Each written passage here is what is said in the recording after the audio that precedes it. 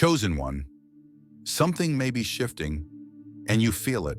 That subtle tension in the room, that sudden silence in a once lively connection, that unexplainable heaviness that sits on your spirit after the conversation ends. It's not your imagination. It's not just mood. It's not just life happening.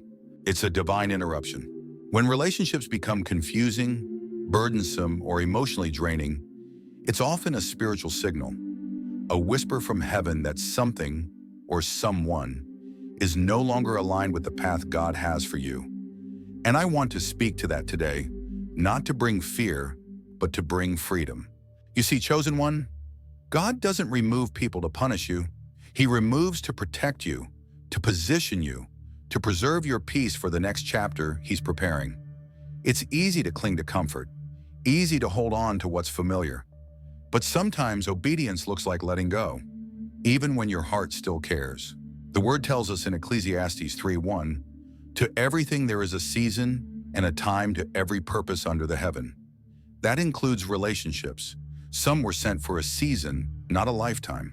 And when that season is over, God starts shifting the atmosphere. Not because something's wrong with you, but because He's making room for what's right for you. If you've been feeling that internal pull, if you've been losing your peace while trying to maintain that connection, this message is for you. Not everyone can go where God is taking you, and that's not rejection, that's redirection. Stay with me, because we're about to walk through 6 signs that God may be removing someone from your life. Some of these signs are subtle, some are painful, but all of them are rooted in His love for you. And I need you to hear this. Just because it hurts doesn't mean it's wrong. Just because you miss them doesn't mean you're meant to keep them. So take a deep breath. Keep your heart open, because the last sign we'll talk about might be the confirmation you've quietly prayed for in the midnight hour. Subscribe if this speaks your language of healing, and comment below if God has ever asked you to release someone, even when it didn't make sense in the moment.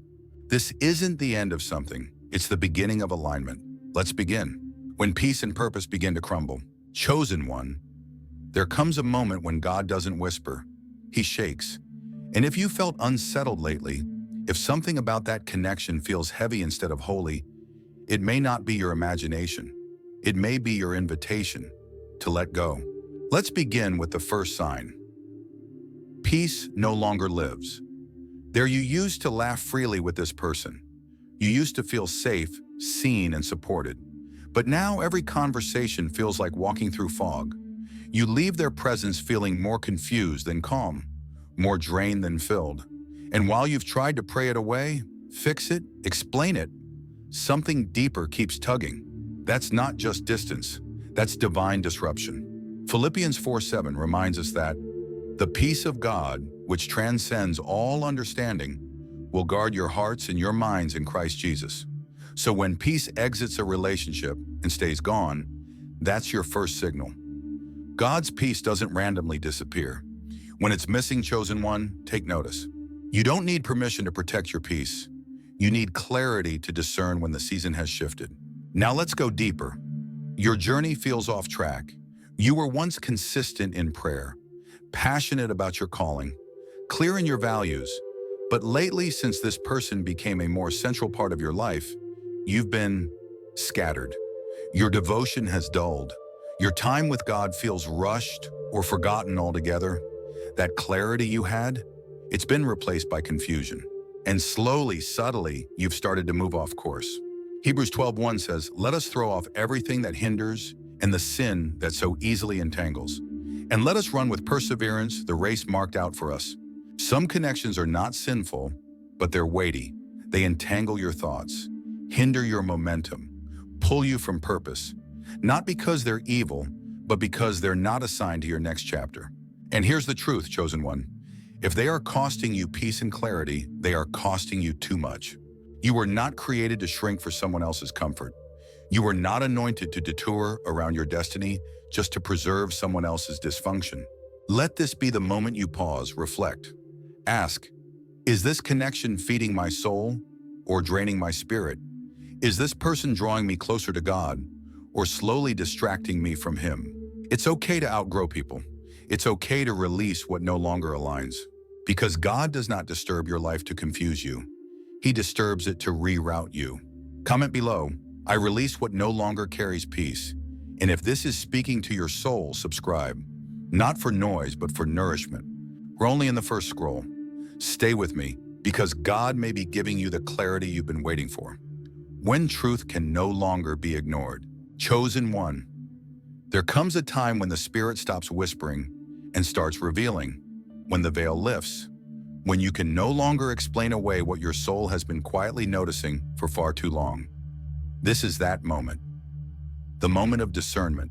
Let's walk through 2 more signs that God may be trying to remove someone from your life. Not to break your heart, but to save it. Trust repeatedly shattered. You've given grace again and again. You've forgiven the lies, excused the broken promises, ignored the red flags. But chosen one, the pattern hasn't changed. The apologies sound right, but the behavior stays the same. And now trust isn't just bruised, it's broken. Proverbs 25:19 says, confidence in an unfaithful man in time of trouble is like a broken tooth or a foot out of joint. In other words, depending on someone who consistently betrays you is like leaning on a limb that can't hold your weight. It hurts every time. You weren't created to carry that kind of pain. You weren't called to endlessly patch holes in a vessel that refuses to hold water. Yes, forgiveness is biblical, but boundaries are spiritual too. Constant forgiveness without accountability becomes erosion, not transformation. It wears down your spirit, it dims your discernment, and over time it convinces you to settle for what God never authored. Ask yourself gently, am I forgiving or enabling? Am I extending grace or losing myself in the name of loyalty? Now take a breath. Let's keep going. Spiritual growth has gone silent. There was a time when your fire burned strong, when you woke up with purpose, when the word fed you and prayer felt like oxygen. But now, that flame feels dim, your spirit feels dry. And ever since they came deeper into your life, your connection to God has felt distant. Chosen one, this is not coincidence, this is confirmation. 1 Corinthians 15:33 reminds us, do not be misled. Bad company corrupts good character. You can't stay spiritually nourished in soil that resists growth. If their words mock your faith, if their actions disregard your convictions, if your light has to shrink for their comfort, then you are no longer in alignment, but in spiritual compromise. And God loves you too much to let you stay in that place. He doesn't expose people in your life to shame them. He exposes them to save you. So if your spirit has gone quiet, if your purpose has gone foggy, if you feel like you've been surviving on spiritual scraps, take notice. That's not peace. That's a warning. Comment below, I choose alignment over attachment. Subscribe if you're ready to walk in truth, even when it costs you comfort. Because this is not just about who's leaving, it's about who you're becoming. Stay close, chosen one. Scroll to 3 holds more revelation. When God calls you to release and move forward, chosen one. There comes a point in the spiritual journey where God no longer asks quietly. He begins to press on your heart, gently but firmly, and deep down, you already know. You've felt it in your spirit, you've sensed it in your silence, but still, you resist. Not because you don't hear God, but because letting go hurts. Checkpoint 5, you're resisting what you already know. You've prayed for clarity, and God gave it. Not with a thunderclap, but with a whisper, a knowing, a quiet conviction. That relationship no longer brings peace. That connection no longer feeds your soul. And yet, you stay. Not because it's helping you, but because it's familiar.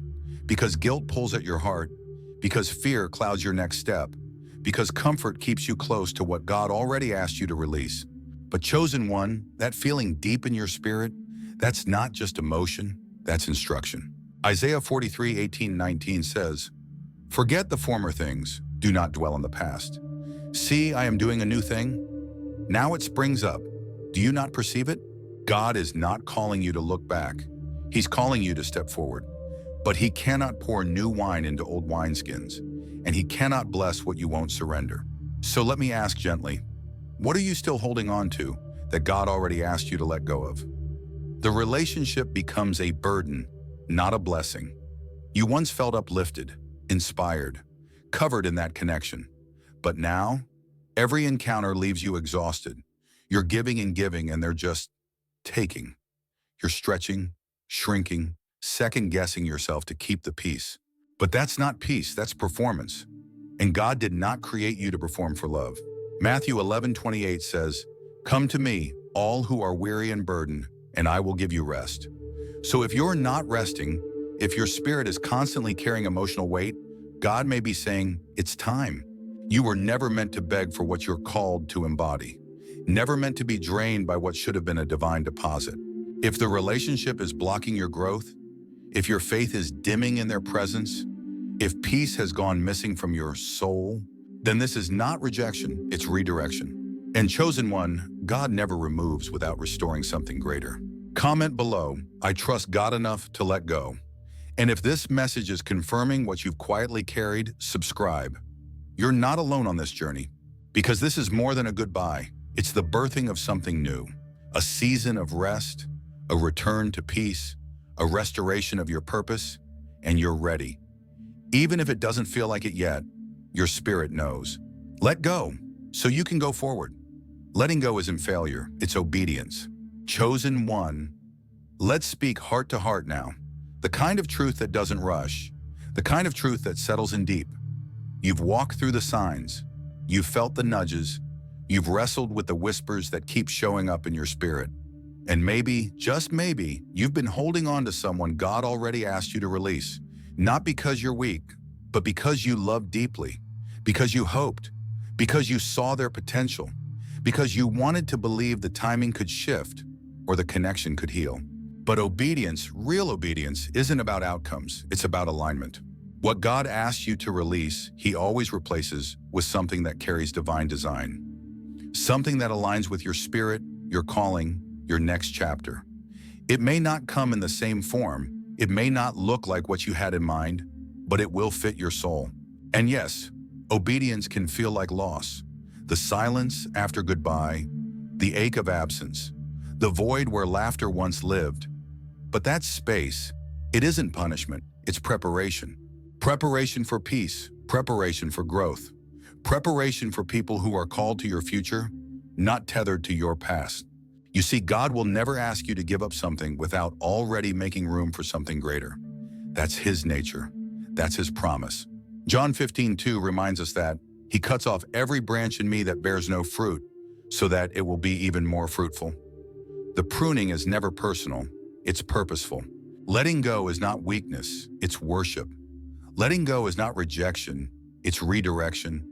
Letting go is not loss, it's the doorway to liberation. So if your spirit is stirring right now, if this message feels like the final confirmation you've been quietly praying for, know this: you are not being asked to walk away in sorrow. You are being invited to walk forward in obedience. Have you ever felt God pulling you to let go of someone? Comment below. Your story may help someone else feel seen. Follow this channel if you feel called to walk in truth, even when it's hard. This space is for the chosen ones, for those who feel when peace leaves the room and who have the courage to respond. Because the truth is, chosen one, when God removes, it's never to leave you empty. It's always to make you whole. Walk in obedience, walk in freedom, and know something greater is already on its way.